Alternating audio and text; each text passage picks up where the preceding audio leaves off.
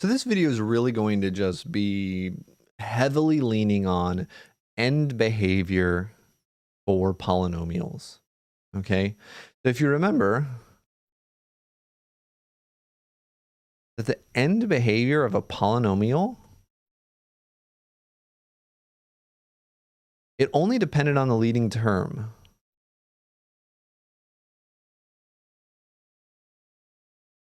Right? We could have a whole bunch of terms in a polynomial, but eventually, once x gets big enough, the only term that matters is the biggest one. So if the degree was even, it behaved like a quadratic, right? If the degree was even, it either looked like this, or maybe it looked like this at the ends. If the degree was odd, then it would behave like either a positive cubic or negative cubic at the end. But at the end of the day, for the end behavior, it only mattered what the leading term was. Well, for rational functions, it's going to be a little bit more complicated, but the idea is the same. Okay? So, similar for rationals. Excellent. Hooray, good news. So let's look at a property. The end behavior, EB is end behavior, of a rational function, and let's write this rational function as, again, P of x over Q of x. What happened to my parentheses here? Is the same as the end behavior of the quotient of the leading terms of P and Q. So that's a lot of words. That's a lot of math, I know.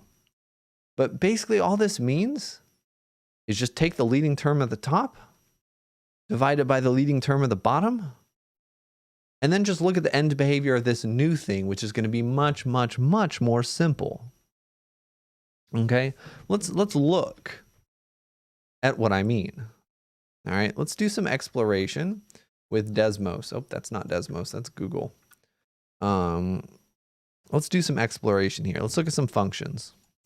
This first function, let's look at, this is actually going to be one of our, one of the examples that we're going to do soon. 6x cubed minus 10x divided by 2x cubed plus 5x squared. So, you know, these polynomials on the top and the bottom, they've got a couple things. We could factor them, talk about removable discontinuities, domain, vertical asymptotes, but here we only care about the end behavior. So before we even zoom out and figure out what's going on, I said we only have to look at the end behavior of the leading terms. So what are the leading terms here in this little example right here? So in our little scratch paper, the leading terms are 6x cubed and 2x cubed. Well, as long as x is not equal to 0,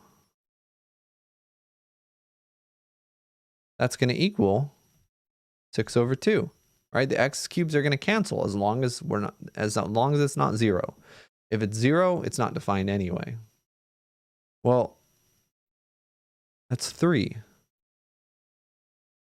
I said we only have to look at the leading terms. Well, here are the leading terms.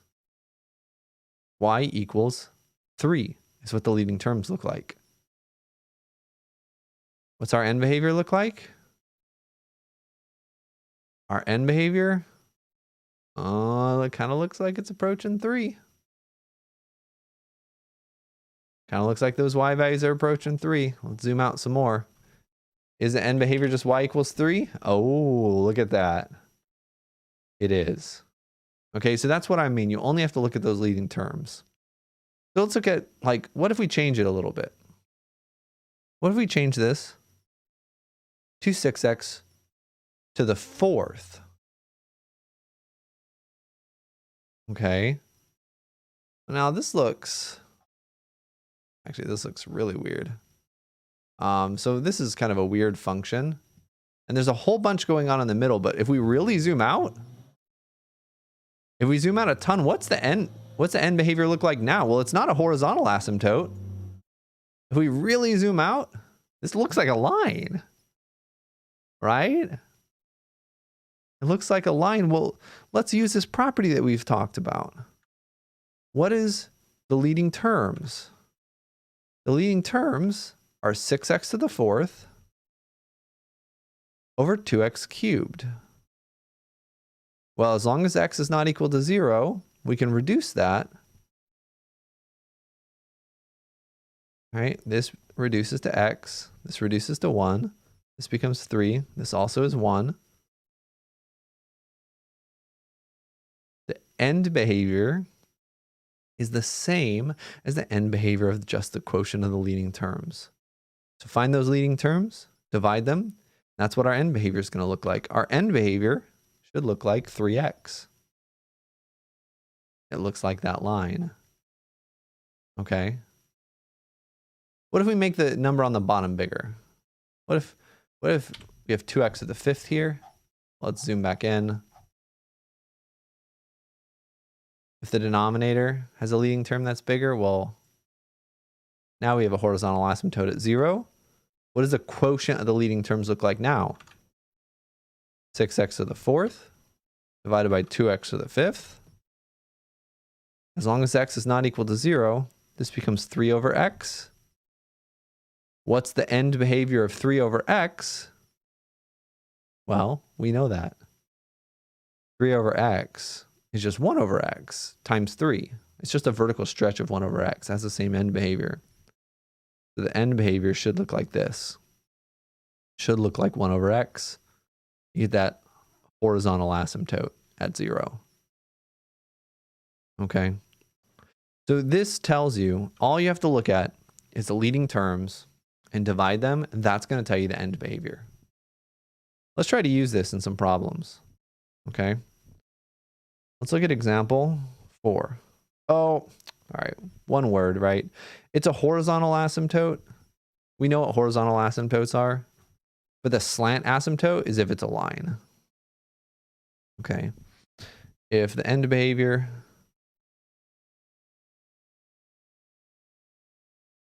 is a non-flat line, right? If it's flat, then it's just a horizontal asymptote.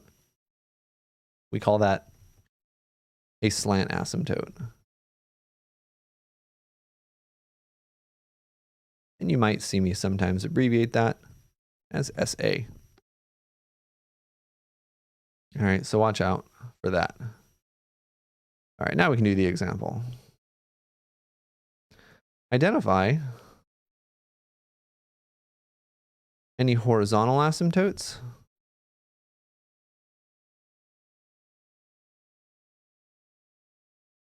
and any slant asymptotes for the following. We'll check our answers with Desmos. So this first one is going to be 4x cubed minus 10x plus 3. And the bottom is going to be 2x cubed minus 1. So horizontal asymptotes and slant asymptotes, again, these have to do with end behavior.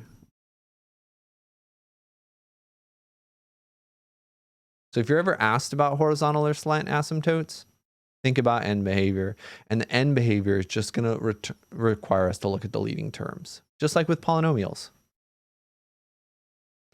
So let's look at the leading terms. That's going to be 4x cubed over 2x cubed. Well, as long as x is not equal to 0, and that's fine because we're only looking at the ends, we don't care about the middle. As long as x is not equal to 0, this is just 4 over 2. It's just 2. What is end behavior is just 2?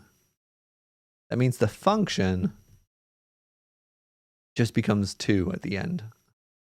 All right, that's a horizontal asymptote. That's our end behavior. All right, so horizontal asymptote at y equals 2. We could use arrow notation, limit notation as well. As x goes to either positive or negative infinity, the function goes to positive 2. Or you could use limit notation. Limit as x goes to positive infinity of the function. That's the same as the limit as x goes to negative infinity of the function, which is equal to 2. And we can check our answer, right?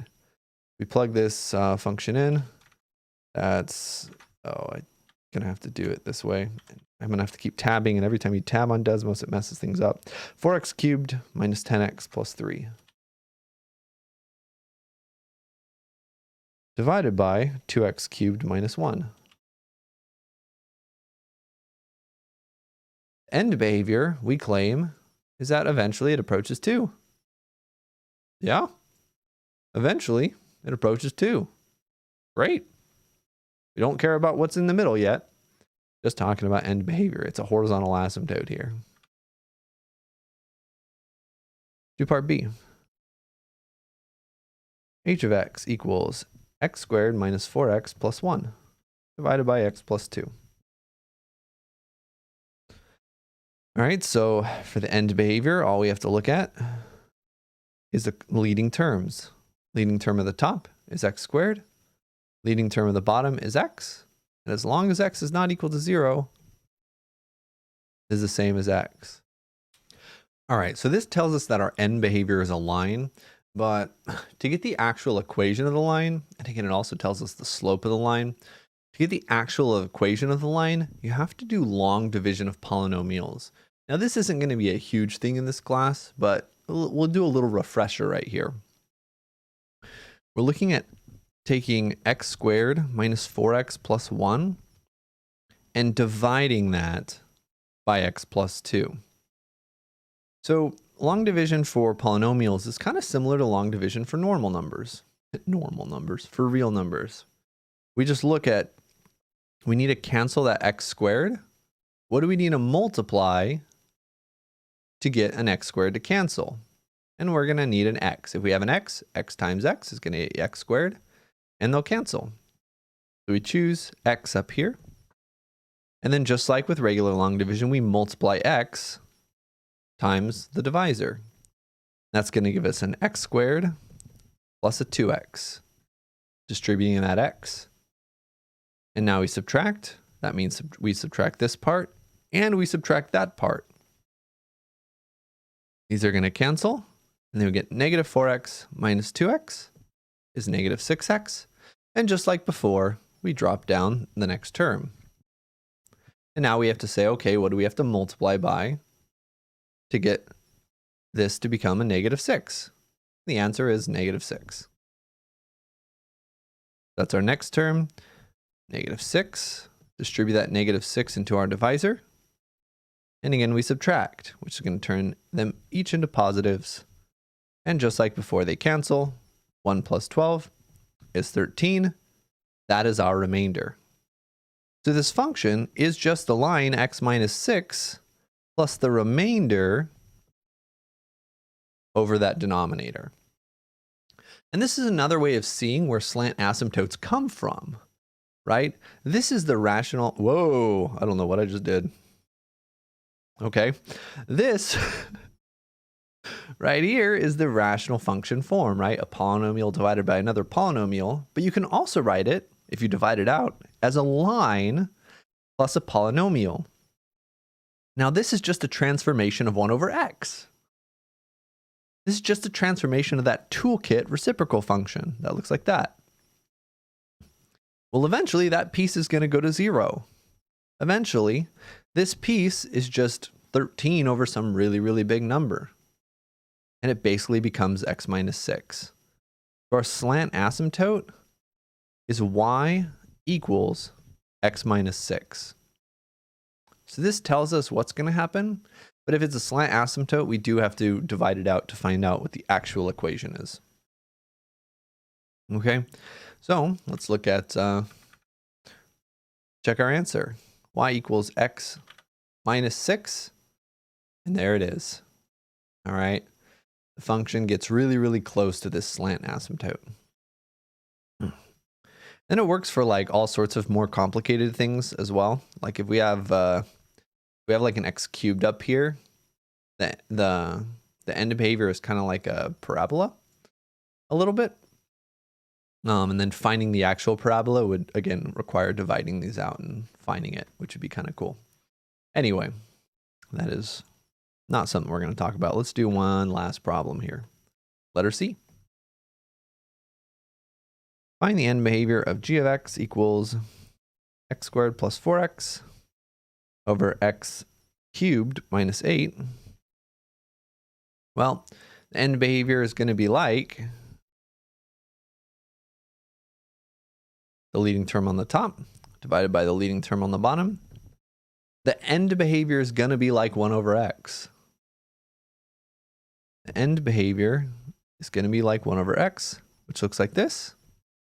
Okay, that tells us we have a horizontal asymptote at y equals 0. All right, so these are kind of the 3 different situations that can arise. And I think this is the way that kind of makes sense to look at it for me. Just remember, connect it to polynomials, look at leading terms, and how do those things behave. But the book has a bit of a different explanation as well. So if this doesn't really make a lot of sense to you, or you want to see another perspective, check that out. Let me know if you have any questions, and good luck.